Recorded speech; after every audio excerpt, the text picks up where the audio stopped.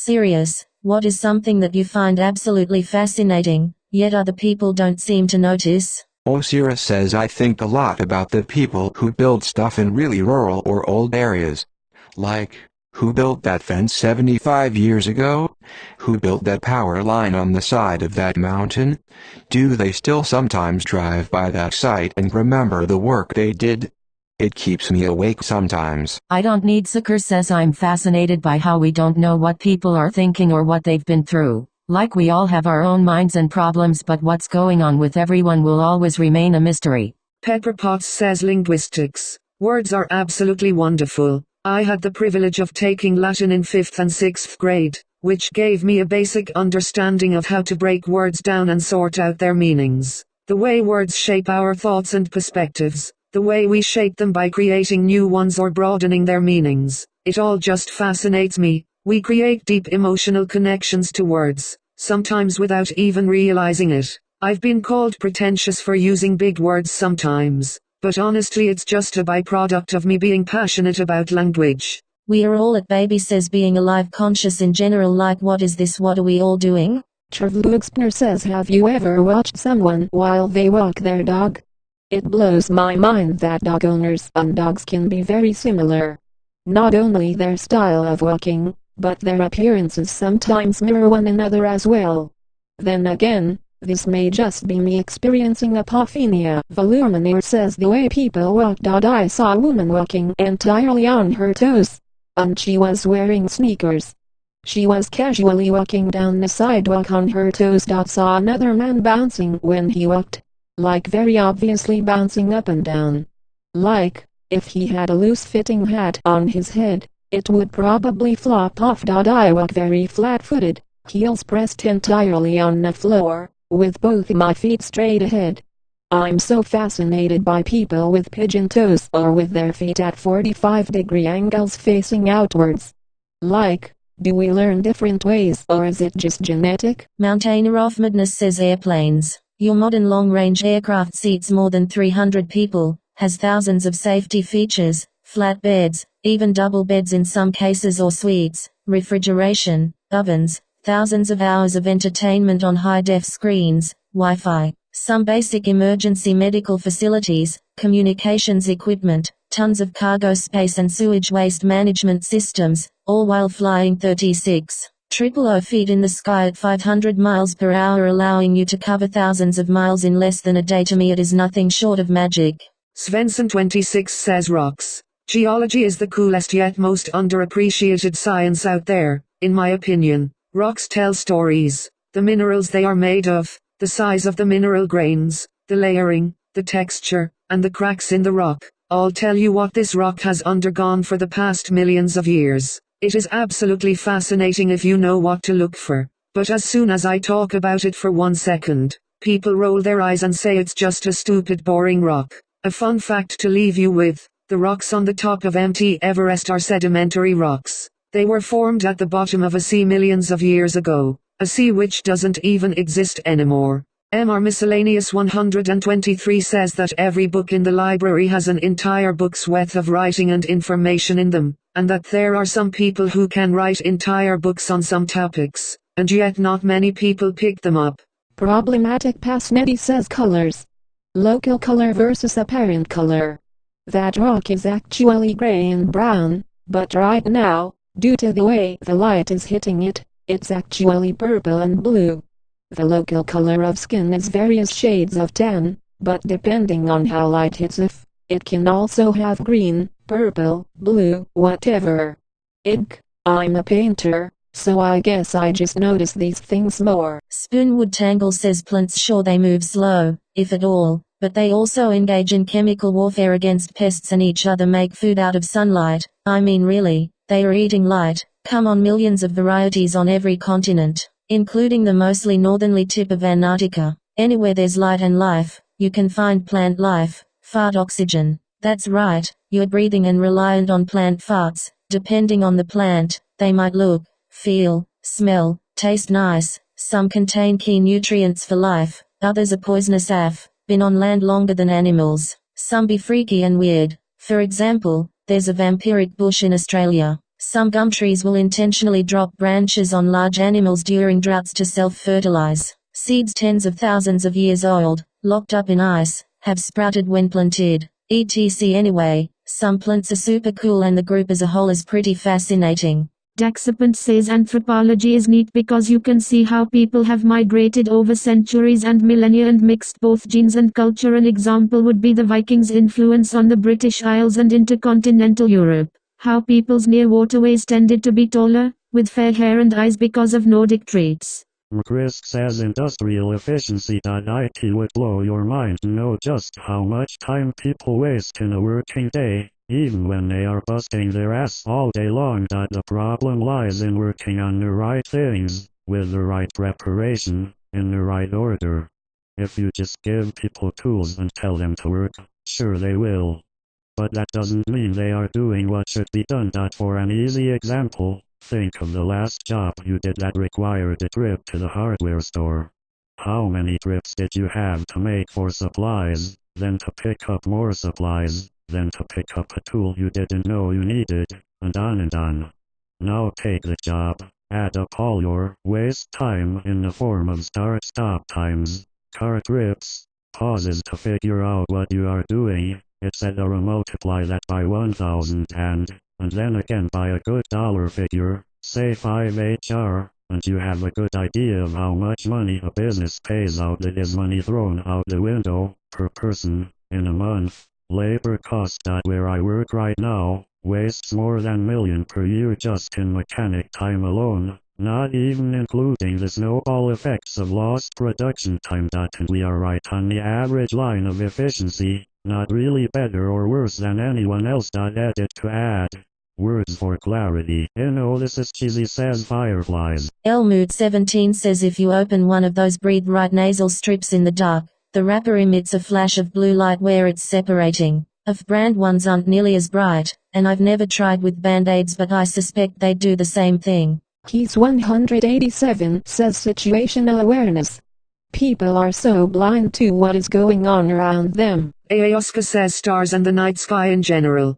Catch It Dogfoot says numbers stations. They are brief shortwave radio broadcasts where a voice reads off a few numbers, and then goes off the air. These numbers would be decoded by a secret agent, and would contain some sort of message. They can't be decoded by anyone else because the code is only used once, although they have been decoded if the broadcaster mistakenly uses the same code several times. They were used extensively during the Cold War by all global powers to send messages to their field agents. Shortwave radio can be received over a very great distance. Anyone can hear it and know it's meant for a secret agent, but they can't know who it's meant for or what it says, and they are still broadcasting today. Not only that, but in basically the same amount as they ever were. You can hear stations broadcast from Cuba anywhere in the southeast US with a handheld receiver. All you need to know is the right frequency and time, which you can find here, or here. I think they are creepy, spooky, and fascinating, so I like to keep up with news related to them. Heck,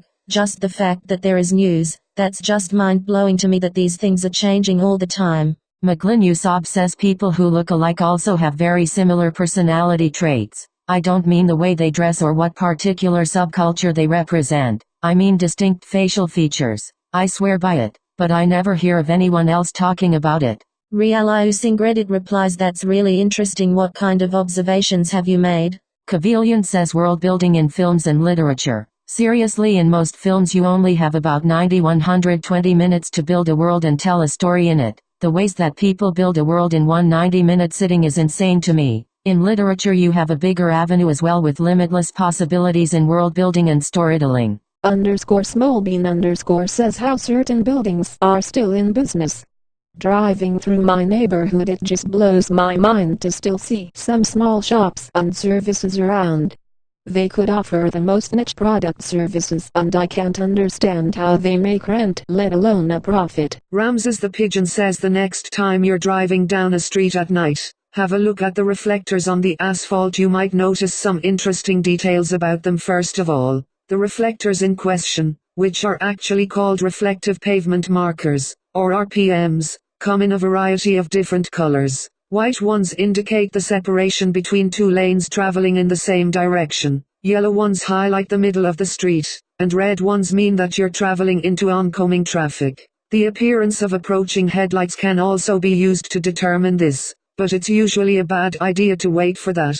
There are even some multicolored ones, which are white on one side and red on the other, as well as blue markers that indicate the presence of emergency services and fire hydrants. Most people seem to ignore those reflectors, although I've met plenty of few folks who noticed their absence. TLDR, reflective pavement markers. Anidarian 210 says suspension bridges. People just drive over them every day. It's just a part of life, but the amount of weight held by those cables is absolutely mind-blowing. Orazane says being bilingual people. I barely think about it anymore except once in a while. I can have a conversation in my native language for over an hour and then switch back to English without even thinking about it. Just makes me go holy shit, that's really cool. I love hearing others do the same. When I worked in customer care, I always enjoyed listening to people speak in their native languages and then automatically switch back to English in order to speak to their supervisors. Just blows my mind that when I came to the US, I cried thinking I would never learn how to communicate. Now it's so natural that I completely forget that I am bilingual. Rumble Foreskin 420 says when I'm driving across the country for one reason or another and I see really small towns, I always wonder who lives out in the middle of nowhere and what do they do for work and for fun. Tiny Demon 936 says carefree people. I struggle with anxiety, and people that can go day to day without having the thoughts I have completely fascinates me. I didn't realize for a while that that's how most people are and that I was struggling with something. It still amazes me how some people can go about life and be so happy and not scared of everything that can go horribly wrong. D-Triumph says when I drive past a refinery or power plant, of which there are plenty in southern Louisiana, I'm enraptured by the complexity of all the pipes, conduits, towers, and walkways. Knowing that before all of that was there, it was just plain old marsh or swamplands. From that, they literally have to draw every single minute detail of the system onto blueprints, which then have to be installed by so many skilled tradesmen. And no one I talk to seems to appreciate the monumental task it really is to create something so complex and downright huge. Grezosaur says racing driving cars in general. It's amazing the control we have over these huge machines and how high the ceiling is for driving skill. F1 drivers versus average grandma. And yet people just stare at their phones while behind the wheel. Zero Games says for one, knives and blades. I think the designs, strength and look of them are interesting and cool. The second would be snakes.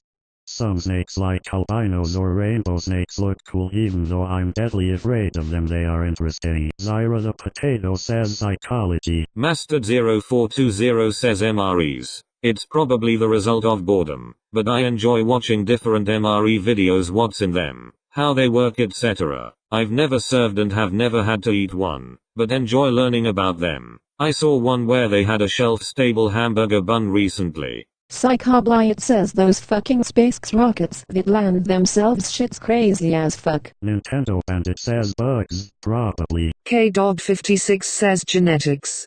Ukulele Piano Rap Boy says animation. I love making animatics, although they can be tedious as hell, but I get the feeling everyone around me thinks of them as cringy. Wasteland Hound says speech. We have evolved to ability to make highly precise pressure waves with our mouths and respiratory system. We've also evolved to ability to receive those pressure waves in our ear and, for all intents and purposes, instantaneously interpret those pressure waves as everything from references to physical objects to abstract concepts to descriptions of things that don't actually exist yet we can picture in our mind. This isn't even to mention the fact that we can capture those pressure waves in everything from digital bits to wax cylinders and, at another place and time, reproduce the waves in such clarity that we can identify the individual who made them. Phonics 168 says the odds of us existing as a species, let alone an individual, are so astronomically small. It took billions of years for the universe, the planets, the stars, and the sun to exist as it is, and then for life to have started is an incredibly rare occurrence, never mind the millions of years of evolution it took to get here. Back to box says seed-eating birds love the rows of tall sunflowers in the garden. They come and go from those dozens of sunflowers like planes in a busy airport. Varieties include titmice, nuthatches, grackles, red-bellied woodpeckers, finches, goldfinches, northern cardinals, evening grosbeaks, pine grosbeaks, and chickadees, among others. It's fascinating to see them dive into the sunflowers to swallow their seeds.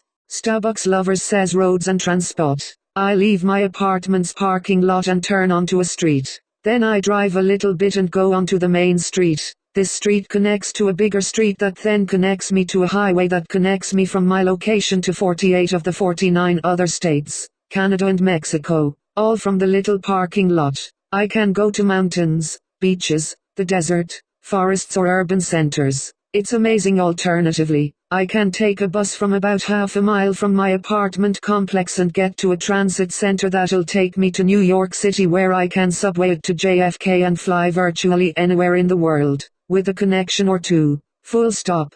Sane Flock says bikes. I'm so impressed by how such a simple mechanical device enables us to use our bodies in such an efficient way. Compared to walking, it enables us to move about 4 times faster and with less effort. It allows us to work study in places which would otherwise take us 2-3 hours to walk to, and it does not require fuel or electricity. When I ride my bike, just this very thought just puts a smile on my face. I really enjoy biking. Macklershed says, I think people's ability to walk and navigate around each other without colliding and with nothing expressed between them more than eye contact is kinda fascinating. I particularly noticed this in Gare Central in Montreal. A giant open room filled with hundreds of people all walking in 360 degrees of direction and nobody hardly bumps into another person. I guess there's just an expectation of where someone is going to move next and how to avoid them. Shifty Nightworker says architecture, like just windows, doors etc. on everyday buildings. Someone designed it that way for a reason. Charlie Galley says Wimbledon tennis matches. Try playing like that. It's goddamn exhausting. Nate IBEW 558 says the correlation of U.S. intelligence agencies' activities, military support, nation-building foreign policies and subsequent rise of illicit drug epidemics in the years following. Operational involvement in nations of the South China Sea, 1950S-1960S. U.S. opium heroin surge 60s-70s CIA influence and foreign policies associated with South and Central American nations, 1960S-1970S. U.S. cocaine surge in the 80s-90s. U.S. military and intelligence agencies' involvement in Afghanistan and surrounding nations, 1990S early 2000S. U.S. opium epidemic in the 2010s. I find the correlations with the above, especially the 10-year offset, secondary, and tertiary domestic policy criminal history to be immensely interesting. Panic at the Metro says the amount you can learn from someone just by looking at them. I love reading people by just looking at them from across the room, but no one else I know does this. Copytree says regional US accents. I love guessing where random people on TV are from, and noticing slight differences. My boyfriend doesn't notice accents at all unless we're watching, like, The Departed or Fargo edit. I'm also kind of obsessed with the different accents on British reality TV. The show doesn't think there's a difference between how the Towie kids talk and received pronunciation. Insanity. Bean Venitus A Westside says everything. Most people have a lack of interest in just about anything that isn't one of the 4 things they actually like. It's lame. Interested minds are interesting minds. Batman says bodily functions and biology in general. Sam 9529 says Hardcore History Podcast by Dan Cullen. How to get the mates to listen to a 20-plus hour program on the intricacies of World War I. Clara Spurtus says I'm fascinated by our need for money to live. Everyone I've talked about future careers to has mentioned money income. It bothers me that most people see a job as just earning money. It bothers me that you need money to live. I just want me and my family to be happy. D. Lawrence Arcool says the small details of things. Wassel Waffle says music. Talented Bildil says gay frogs. Commercialized Pan says I work in the Jewish community, and I am absolutely enamored with names. A Jewish name can tell you so much about where that individual's family is from, and therefore how far back their family has been Jewish, what kind of Judaism they practice, whether or not there was a conversion in their family line. Some names, like Cohen, for instance, also connect individuals to ancient Jewish traditions bloodlines. Anyone with the last name Cohen is descended from what was the priestly family of Jews when they were living in Israel in biblical eras. Also, since I've done work for Jewish communities all over Southern California, it's also pretty often that I meet someone's brother, daughter, parent, cousin, and can tell by the name. 00ZAU says cell phone towers. Ever since I started working in the industry you don't notice it, until they're your job, but they're everywhere. I see 7 of them on my way to work, 25-minute drive, and know of at least 3 more that I pass within a mile of along my route, but aren't in view from the road. Pat Miles 17 says bees. I grew up in the country and some neighbors had beehives. They would come to our garden and buzz around. I'd sit and watch them for as long as I could as a kid. People are ridiculously scared of bees, but if you don't move or jerk around, then they won't sting you. I'd let them land on me or buzz around and enjoy an afternoon with my busy bee buddies. When I get enough space for one, I'd like to keep my own hives. Strack says firearms. We put so much effort into finding new and better ways to hook a chunk of lead faster and farther because I don't like those people over there. So many designs of varying success over the centuries. They are engineering marvels.